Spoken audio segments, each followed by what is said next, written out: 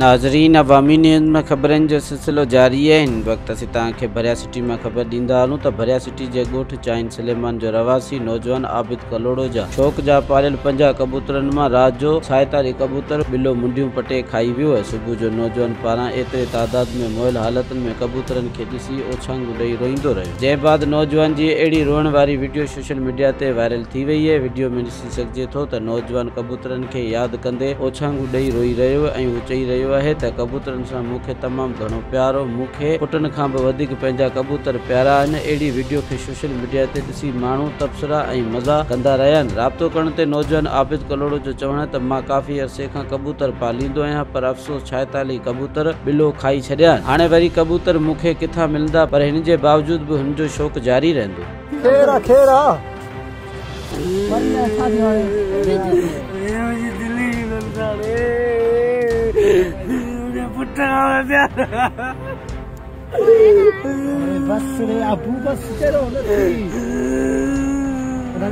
मज़ीद खबरों और तफसीलात के लिए विजिट करें हमारी वेबसाइट www.awamiNewsHD.com।